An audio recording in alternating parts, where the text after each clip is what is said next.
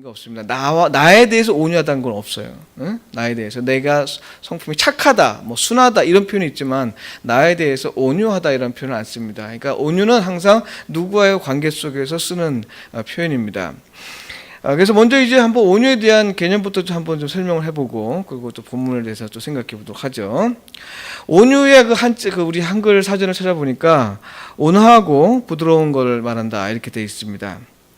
그 인간관계에서 그 의미가 더욱 드러나는 덕목 가운데 하나로 사람의 성격과 태도가 바로 온유입니다. 온화하다 하면요, 이 반응에 있어서 공감적이고 다른 사람과 조화를 이루는 삶의 태도를 말합니다. 그러니까 항상 뭘 하면 이렇게 조화를 추구하는 거죠. 또 부드럽고 또 공감적인 이런 태도를 온화하다 이렇게 합니다. 부드러움은 타인의 말과 행위에 대해서 거칠게 반응하지 않고 반응하는 태도를 말합니다. 뭐 얘기를 하면 좀 부드럽게 친절하게 한다는 거고 마찬가지죠. 부드럽게 반응하는 겁니다. 뭘 물어봐도 부드럽게 이렇게. 우리 아들 그 하람이가 있는데요. 둘째, 그놈은 어릴 때부터 질문을 엄청 했습니다. 이게 뭐야? 이게 뭐야? 이게 보는 것마다 질문하는 거예요. 그래서 처음에는 교육상 가르치는 거예요. 이건 뭐다 하고 나중엔 짜증이 나는 거예요. 신경질 팍 뿌립니다. 야, 그만 물어봐. 네 엄마한테 물어봐. 네 엄마 또 엄마 아빠한테 물어봐. 그래서 서로 이게 아주 너무너무 지겨우니까 부드럽게 처음에 대했다가 또 막 짜증내고 막 이런 경우가 있었습니다. 그런 게 아니라는 거예요. 온화하다, 부드러움은 아주 이렇게 부드러움. 어떤 것에 대해든 거칠게 반응하지 않고 항상 부드럽게 대하는 겁니다. 비록 내가 좀 듣고 싶은 말을 하더라도 뭐 됐다 마 그만둬라 치아라 이게 아니라 왜 그러냐 이렇게 또 이렇게 하라는 거죠. 이렇게 좀 우리 그게 바로 부드러움. 이거 이제 영어 표현은 이 젠틀이라고 써요. 젠틀. 이 교양 있는 태도를 가리켜서는 거죠. 이 젠틀맨이라는 건요. 흔히 친절하다는 뜻이죠. 젠틀이. 그래서 이 영국에서는 신사의 한 품성, 신사들이 갖춰야 될 하나의 품성으로 온유함을 꼽았습니다. 그러니까 신사라고 불려질 수 있는 사람은 온유해야 된다. 다른 사람들이 어떻게 반응하든 내가 부드럽게 대해주는 태도 이런 걸 좀 보여줘야 신사다, 젠틀맨이다 이렇게 부름받을 수 있다는 얘기예요. 이 독일어를 보면서 제가 이 설교를 작성하는 데 있어서 아주 중요한 단서를 하나 잡았는데요. 독일어는 뭐 잠투무트라는 표현을 쓰는데 부드러운 기질을 염두에 두는 겁니다. 우리 말하고 똑같아요. 틀리지 않은데요. 그런데 최근에 제가 이제 자료를 찾아보는 중에서 아주 주목할 만한 표현 하나 발견했는데요. 마태복음 5장에 보면은 온유한 자는 복이 있나니 저가 땅을 기업을 받을 것이며 라는 말이 있죠. 이 말을 보는데 그 본문을 현대 독일어로 번역을 하면서 이렇게 번역했습니다. 자기 자신을 관철하려 하지 않는 자. 그러니까 온유하다라는 이 말을 어떻게 표현하냐면 자기 자신을 관철시키려고 하지 않는 자가 온유한 자다. 이렇게 표현했어요. 근데 제가 이 표현을 보고 정말 너무 감사하고 기뻤던 것은 제가 이 온유란 말을 이렇게 이해하고 있었거든요. 근데 몇 가지 사전을 봐도 이런 말이 안 나오는 거예요. 그래서 제가 내가 잘못 알고 있었나 하고 이제 포기하고 이제 마지막으로 이제 독일어 성경을 쭉 보는데 거기에 이게 딱 나온 거예요. 그래서 역시 내가 보람있다. 이 온유라는 표현 가운데 여러분 보세요. 온화하고 부드럽다는 말 가운데 또 우리가 물어봐야 될 거 뭐냐면 온화가 뭐고 부드러움이 뭐냐 이렇게 또 물어봐야 되는 거예요. 그렇죠? 또 젠틀이라고 할 때 친절하다고 하는데 그 친절함이 도대체 뭐냐? 그 묻고 또 묻는 것도 계속 나오는데 이 해석은 그냥 그 즉시로 그냥 한 말 딱 끝나는 거예요. 자기 자신을 다른 사람들에게 주장하지 않는다. 관철시키지 않는다. 이런 것이잖아요. 자, 그러면 이것이 뭔가 한번 생각해 보죠. 보통 우리가 온유에 반대되는 말 한번 생각해 보세요. 온유하다라는 말에 반대되는 말을 표현하면 어떤 것을 염두에 두냐면 좀 강제적이다, 폭력적이다, 거칠다라는 표현을 합니다. 근데 여러분 생각해 보세요. 왜 폭력적이고 왜 강제적이고 왜 거칠은 반응을 하겠는가? 왜 그러겠어요? 그것은 내가 마음에 안 드는데 나의 입장에서 그것을 반박하거나 내 생각을 관철시키려고 하기 때문에 강제적이거나 폭력적이거나 혹은 거친 반응을 나오게 되는 겁니다. 그렇잖아요. 그러니까 결국에는 이 얘기가 온유다는 말의 뜻이 나를 다른 사람과의 관계 속에서 나를 관철시키려고 하지 않는 태도, 이것이 온유하다. 이거다 우리 생각해 볼 수 있다는 얘기죠. 이런 의미에서 생각할 때 온유는 먼저 무엇보다 관계 안에서 생각할 수 있는 개념이죠. 그리고 의견이나 생각에서 서로 다른 것이 표면적으로 드러나고 심지어는 갈등 상황이 있음을 전제합니다. 그러니까 온유하다라는 이 표현을 쓸 때는 바로 이러한 갈등 상황과 서로 의견이 충돌되는 상황, 또 서로 생각이 다른 상황을 전제하고 온유하다는 말을 쓰는 겁니다. 그러니까 서로가 마음이 잘 통한 사람들한테는 온유하다는 말 쓸 필요가 없어요.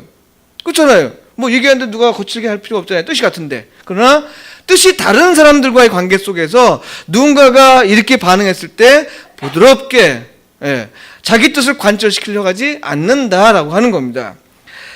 한번 우리가 생각해 보면 갈등 관계가 있을 때 우리가 생겨나는 이런 과정들을 보면요. 의견은 서로 교환되죠. 서로의 차이가 확인됩니다. 그리고 토론이 진행되죠. 그리고 자기 의견의 정당성을 또 입증하기 위해서 여러 가지 논의를 근거를 제시하는 겁니다. 이래서 옳다, 저래서 옳다, 막 이렇게 얘기하는 거죠. 자, 이런 것은 뭐냐면 바로 자기의 생각을 상대방에게 관철시키려고 하는 거예요. 자, 이런 태도 속에서 우리가 온유하다는 것은 그렇게 하지 않는다라고 하는 것입니다.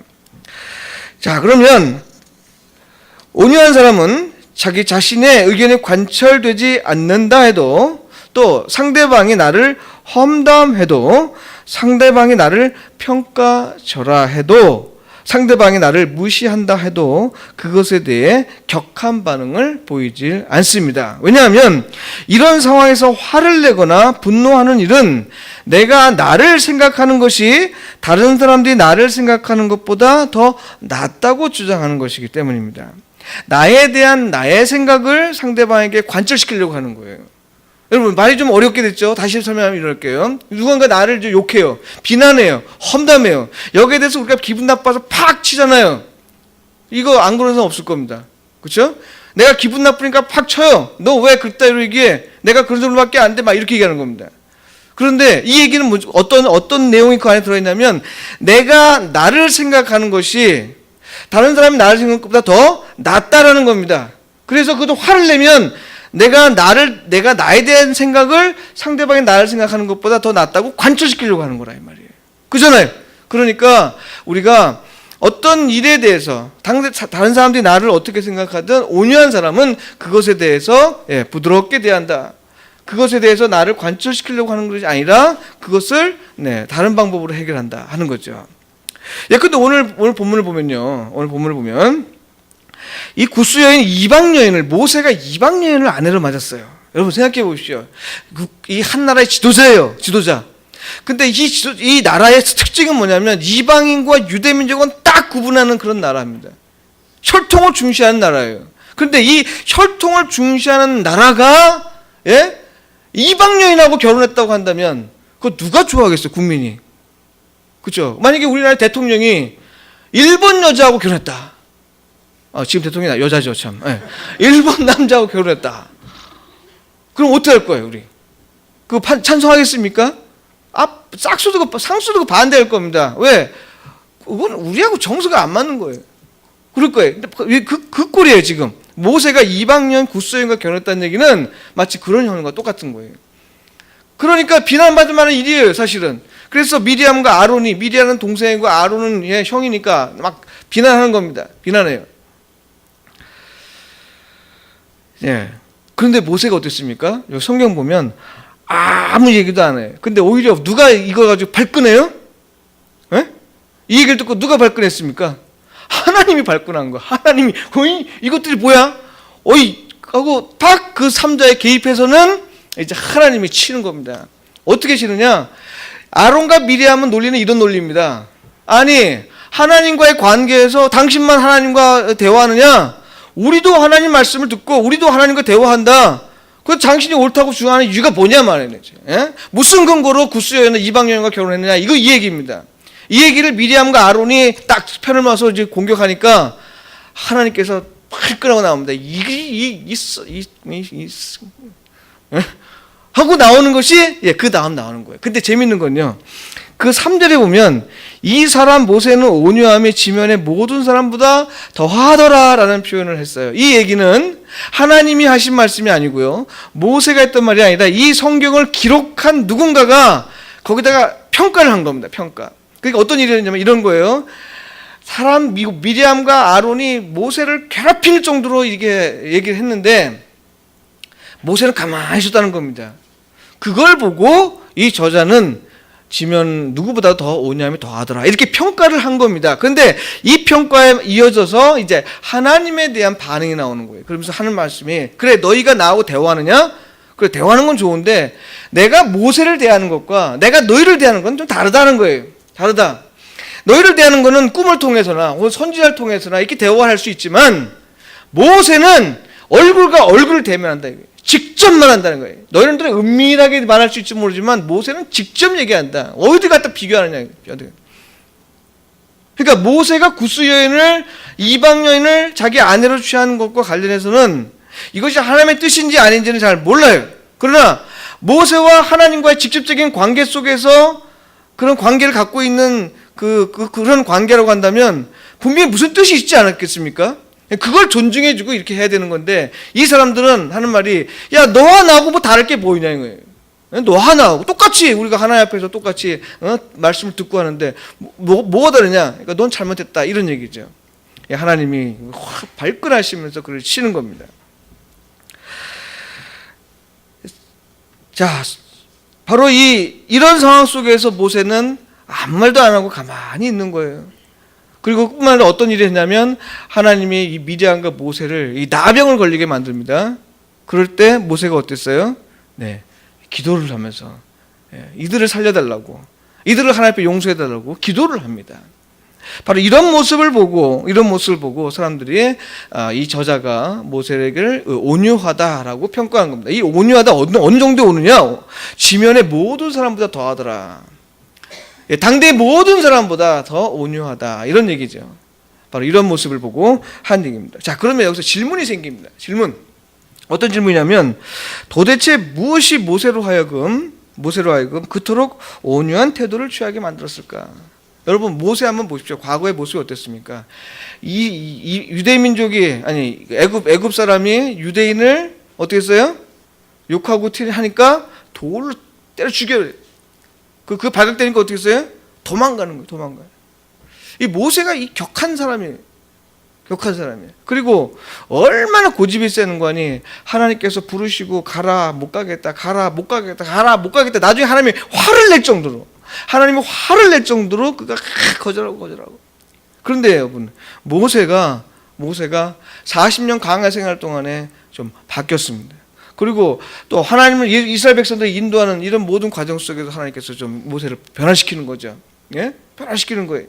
그 변화된 모습 속에서 이제 모세가 하나님과의 관계 속에서 참 많은 걸 이제 바꿨는데 그 한 가지가 바로 이 성경에 나오는데 충성했다는 겁니다. 충성했다.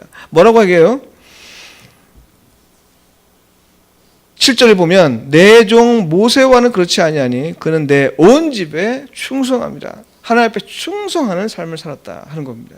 그러니까 이걸 미뤄봤을 때 그 모세가 온유하게 되는 아주 구체적인 이유는 하나님을 신뢰했기 때문에 그렇다라고 우리가 생각해 볼 수 있습니다. 또 다른 맥락에서 이걸 더 확증할 수 있어요. 뭐냐면 그 온유라는 말에 해당되는 히브리어의 표현을 보면요, 아나우라는 표현입니다. 아나우. 히브리어의 아나우라는 표현인데 이 표현에는 겸손과 같은 의미로 사용합니다. 겸손히 행하다, 압박하다, 굴복하다, 낮아지다의 의미를 갖고 있는 것이 이 아나우라는 표현입니다. 그러니까 히브리어의 아나우라는 표현이 온유하다, 겸손하다는 뜻인데 여기에서 이 표현은 하나님과의 관계에서 자기를 늘 낮게 대했다 하는 겁니다. 뿐만 아니라 사람과의 관계 속에서 지배하는 자세가 아니라 낮은 자세에서 살았다 하는 거예요. 그러니까 이 사람이 세상 다른 모든 사람보다 더 온유함에 뛰어났다라고 할 때 이 온유는 바로 하나님 낮아지는 모습을 보여주는 거예요. 낮아짐을. 그러면 하나님과 낮아짐 속에서 나타나는 건 충성이죠. 사람과 낮아짐 가운데 보여주는 것은 겸손이죠. 이 겸손함, 충성함 이것이 모세로 하여금 온유한 사람을 만들게 했다 하는 것입니다. 온유한 사람을. 지배하기보다는 굴복됨을 살았고요. 높아지기보다는 낮은 곳에서 살았다 하는 말이죠. 신약 성경의 말을 빌리자면 나보다 남을 더 낮게 여기는 삶을 살았다라고 우리가 볼 수 있습니다. 아까 말씀드렸죠. 온유의 뜻이 뭐다? 나를 상대방에 대해서 관철시키지 않는 거예요. 관철시키지 않는 거. 그럼 우리가 옛날에 한번 얘기한 거 있죠? 예? 어떤 거? 뭐? 나보다 남을 더 낮게 여기라. 한번 다시 한번 해봅시다. 나보다 남을 더 낮게 여기라. 이 모세는 바로 그렇게 했다는 거예요. 이 나우라는 이 표현을 쓴 거는, 아나우라는 표현을 쓴 것은 바로 모세가 평소에 지도자임에도 불구하고 낮아지는 사람뿐만 아니라 자기보다 남을 더 낮게 하겠다. 그러니까 미리암과 아론이 그렇게 비난하고 하나님의 이름을 빌어서 비판하고 막 이래도 모세는 가만히 듣기만 하고 있는 거예요. 듣기만 하는 거예요. 그러니까 화를 낼 수가 없는 거죠. 어떻게 화를 낼 수 있겠습니까? 다른 하나는 아까 말한 대로 이 충성하다는 표현 가운데 보면 하나님의 신뢰입니다. 신뢰. 이것이 이제 아까 얘기한 대로 하나님을 신뢰했기 때문에 그가 온유할 수 있었다. 여러분 한번 생각해 보십시오. 이거 한번 봅시다. 이사야 55장 9절에서 10절에 보면요. 거기 보면 하나님의 생각과 인간의 생각이 다르다. 그 깊이와 넓이에 있어서 비교할 수 없다. 이런 식의 얘기가 나옵니다. 이사야서 55장에. 그런데 이 하나님의 생각을 우리가 알 수 없다는 걸 한번 생각해 보십시오. 어떤 일이든 우리가 하나님께서 하시는 일을 우리가 알 수 없다고 생각해 보십시오. 만약에 누군가가 내게 해를 끼쳤다. 누군가가 내게 험담을 했다. 여러분 이것이 혹시 하나님의 뜻이라고 생각할 수 없을까요? 나를 깨우치고 나를 좀 더 겸손하게 하고 내가 뭐 잘못을 다시 뭐 회상하게 하는 이런 거 생각해 볼 수 없을까요? 그렇지 않을까? 남들이 나 까닭 없이 욕할 때 발끈해서 뭘 하기보다는 다시 한번 반성하면서 하나님 내가 잘못이 있는 건 무엇입니까? 내가 알지 못하는 하나님에게 드러나는 잘못이 무엇입니까? 라고 생각한다면 어떤 태도가 나올까요? 그 사람에 대해서 우리가 같이 막 싸우게 나올까요? 아마 그러지 않을 겁니다. 그것이 바로 하나님을 신뢰하면서 살 때 어떤 모습으로 어떻게 나타날지 모르는 이 하나님에 대한 신뢰가 있을 때 내게 일어난 일에 대해서 조금은 온유하게 대할 수 있겠다 하는 것이죠. 모세는 하나님의 종으로서 스스로를 낮게 여기고 또 그렇게 처신했습니다. 하나님을 신뢰한 것이죠.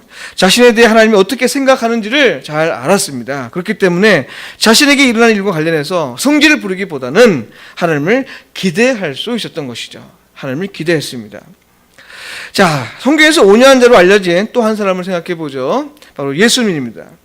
예수님은 마태복음 11장 28절 30절에서 이렇게 얘기하십니다. 수고하고 무거운 짐진 자들아 다 내게로 오라. 내가 너희를 쉬게 하리라. 나는 마음이 온유하고 겸손하니 나의 맹해를 메고 내게 배우라. 그리하면 너희 마음이 쉼을 얻으리니 이는 내 멍에는 쉽고 내 짐은 가벼움이라 하시니라. 예수님이 자신을 가리켜 하신 말씀은 일종의 자기 계시라고 합니다. 자기 계시. 따라해봅시다. 자기 계시. 예수님이 하나님으로서 자기를 드러내는 겁니다. 드러내는 거예요. 근데 이것은 예수님에 대한 증거와 질적으로 완전히 다릅니다. 그러잖아요. 예수님이 직접 자기를 드러내는 것과 누군가가 보고 그것을 전하는 것과는 아주 다르죠. 예? 우리가 여행을 가서 제주도의 돌 하루방을 직접 보고 만져보고 꺼끌꺼끌한 거 만져보고 뭐 이런 사람과 돌 하루방을 그저 만져왔다는 사람들 이야기를 듣고 돌 하루방 생각하는 사람과 그 차이가 있겠죠. 분명히 있습니다. 바로 이 차이와 관련해서 생각할 때 예수님께서 자기 자신을 온유한 자다고 하는 것은 아주 중요한 의미를 갖고 있는 겁니다. 굉장히 중요해요. 그러니까 예수님에 대한 어떤 사람의 증거보다 예수님 스스로가 얘기하는 것도 더 중요한 의미를 갖고 있는 거예요. 그러니까 이 온유하다. 예수님이 스스로를 이렇게 온유하다는 얘기는 그 하나님의 속성에서 굉장히 중요한 겁니다. 자, 그것이 무엇인지 한번 생각해 보죠. 예수님은 어떤 모습을 두고 스스로를 온유하다고 말씀하셨을까? 이 질문을 한번 생각해 보죠. 근데 사실 예수님 한번 보세요. 예수님은 외식하는 바리새인들에게 뭐라고 했습니까? 이 독사의 새끼들아 이렇게 했습니다. 독사의 새끼들아. 이제 우리나라 성경에 독사의 자식이라고 나왔지만 그 말 그대로 번역하면 이 독사의 새끼들아라고 예수님이 막 그랬어요. 여러분 예수님 욕 잘했습니다. 욕 잘했고요. 술도 잘 마시고 그냥 그 사람들한테 막 좌우퍼, 그러니까 술꾼이라고 비난받았어요. 술꾼이라고. 욕도 잘하고 술꾼 잘하고. 우리 교회도 욕쟁이 권사님인가 집사님인가 계시다고 들었는데 누군지 모르겠는데요. 소문이니까 욕을 잘하신다고 그러는데 예수님도 욕 잘하셨습니다. 이 독사의 새끼들아. 근데요, 또 성전 들어가 어떻게 했습니까? 성전에 들어가서 막 이 상을 뒤에 엎어버린 거예요. 막 채찍질 가지고 막 때리고. 여러분, 이런 사람을 가르쳐 우리가 온유하다고 볼 수 있겠어요? 근데 이것만 보면 우리가 예수님을 온유하다고 볼 수 없습니다. 아까 얘기했던 대로 온유함을 부드러움, 온화스러움, 젠틀한 것, 친절한 것, 이런 것만 보면 예수님은 결코 친절하지 않아요. 제자들에게 얼마나 불친절했습니까? 좀 알아듣게 말씀드리면 좋은데 맨 비유로만 말씀해요. 이해 설명한 데서 친절하지 못하죠. 사람들이 얘기하면 좀 듣고 싶은 얘기를 해주면 좋은데 듣고 고민하게 만들고 듣고 그냥 슬프게 만들고 듣고 아주 고통을 겪게 만들고 돌아가게 만드는 것이 예수님이었어요. 이거 친절합니까? 이거 부드러워요? 절대 그러지 않습니다. 예수님께서 온유하다는 얘기는 결코 온화함과 부드러움을 가지고 얘기하는 게 아니라는 거예요. 그럼 뭐냐? 마태복음에서 얘기하는 이 온유는 어떤 죄인이라도 회개하기만 하면 아버지의 마음으로 품어주시는 그런 마음을 얘기하는 겁니다. 회개하지 않는 영혼에 대해서는 하나님께서 예수님께서 좀 거칠게 다루셨습니다. 그러나 회개하기만 하면 그 무슨 죄를 지었어도 하나님께서 무조건 품어주시는 마음. 네, 탕자의 비유에 나오는 그 아버지의 마음으로 모든 걸 품어주시는 마음. 네, 이것이 바로 온유라고 하는 것이죠. 그러니까 예수님은 죄인에 대해서 하나님의 공의에 따라 심판하려고 하지 않았습니다. 그러니까 하나님의 공의를 그 죄인에 대해서 관철시키려고 하지 않은 거예요. 오히려 하나님의 공의가 있지만 자기가 그것을 온몸으로 쌓고 십자가를 지고 죽었으면서까지 이 죄인을 품어 안기 위한 그 가능성을 위해서 예수님께서 애를 썼다. 이것이 바로 성경에서 얘기하는 예수님에 대해서 얘기하는 그 온유함입니다. 그럼 이 온유함이 뭘 얘기하겠어요? 성경에서 예수님의 이런 모습을 뭐라고 얘기하냐면 하늘의 영광을 버리고 낮은 자의 위치에 왔다. 빌립보서 2장 5절에서 11절 나온 대로 아버지와 본체로 같지만 종의 형태를 입고 오신 비천한 자의 자리에 있어서 하나님이 공의로 심판하실 것이 마땅하지만 그 공의가 죄인들에게 관철되지 않고 자기에게만 딱 막아서 자기에게 이루어지게 하고 그 죄인들로 하여금 살게 만드는 그 온유함, 이 행위, 이것을 가리켜서 성경에서는 온유하다, 예수님에 대해서 온유하다라고 하는 것이죠. 단지 친절하다, 부드럽다라는 차원에서 그것이 전혀 다른 것입니다. 전혀 다른 거예요. 그렇기 때문에 우리가 누군가에게 온유한 태도를 보인다고 한다면, 온유한 태도를 보인다고 한다면 하나님의 품에 그가 안길 수 있다면요, 만약 안길 수만 있다고 한다면 나의 주장이나 나의 생각, 나 자신까지도 포기할 수 있는 태도, 바로 이것이 온유다. 만약 그가 하나님의 사랑을 누릴 수만 있다면 나에 대한 생각, 나의 주장, 나의 뜻 관철시키는 거 이거 다 내려놓을 수 있는, 이것이 바로 온유다 이거죠. 하나님의 은혜에 그가 머물러 있을 수만 있다고 한다면 저도 내 생각 이거 다 좀 접는다. 이것이 온유다. 이것이 온유다.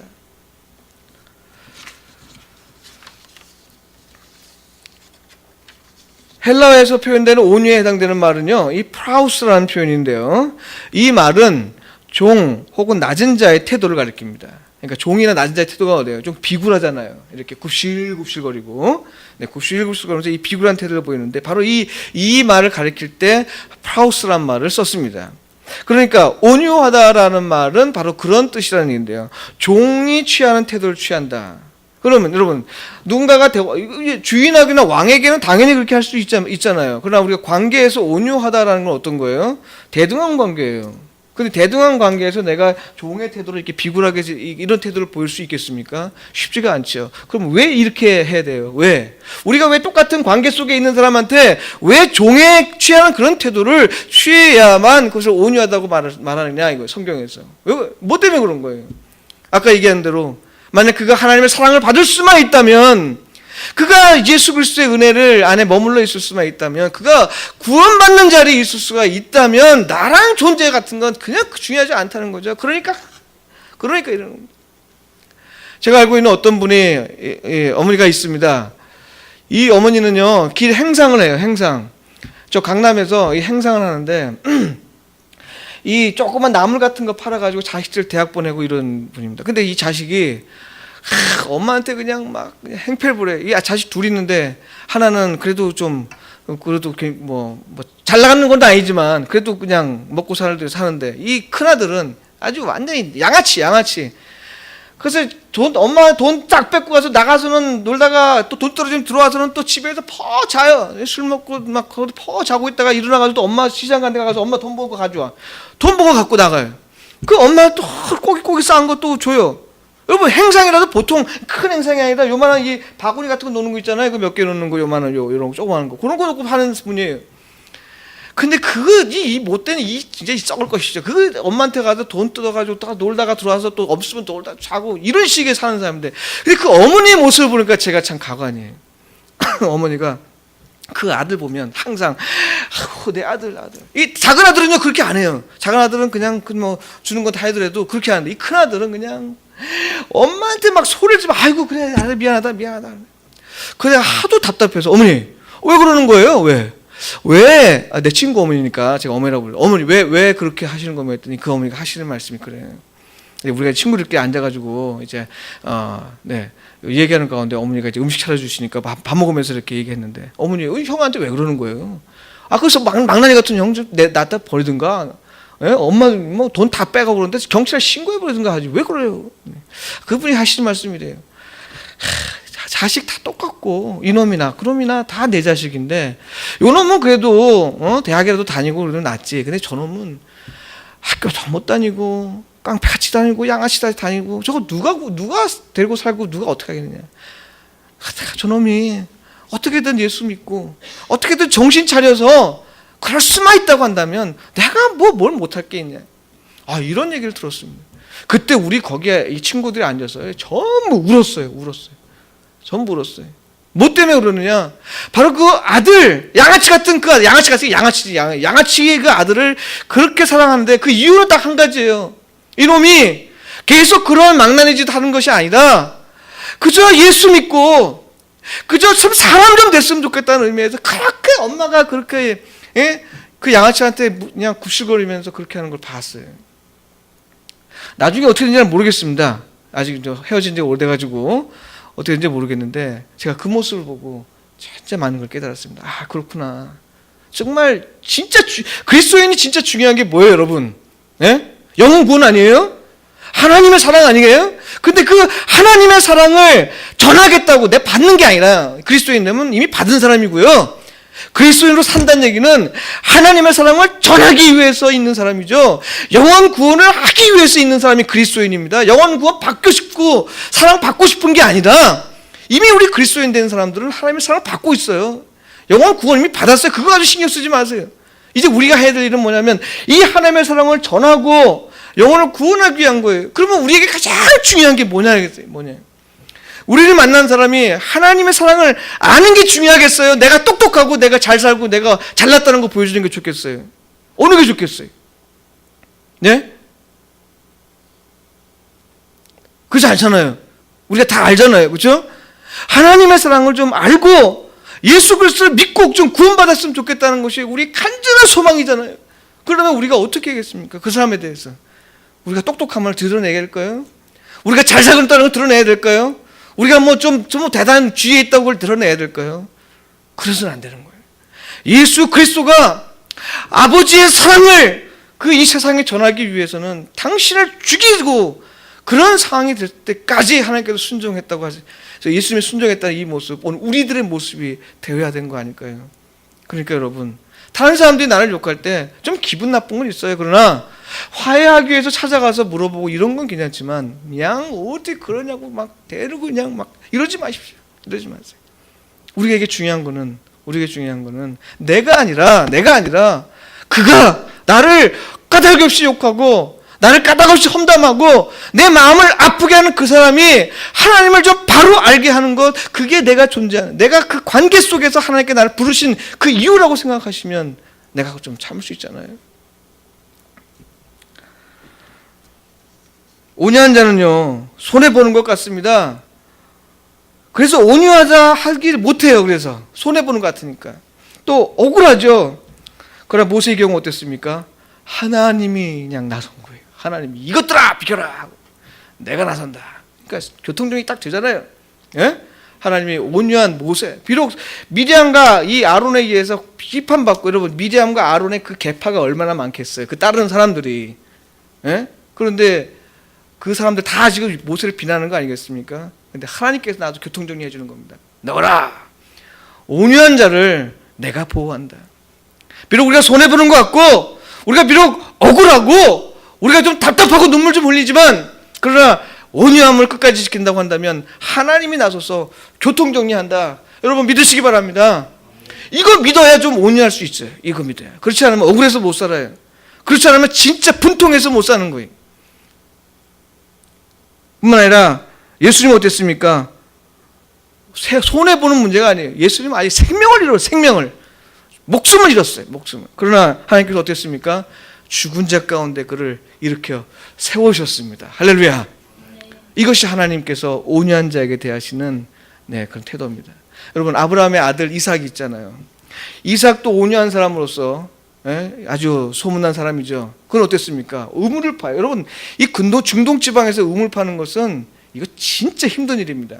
지난번 우리 고기원장님께서 설명해 주신 걸 저도 들었는데, 저는 이제 지식으로만 알았지만 가보지 못했으니까 잘 모릅니다.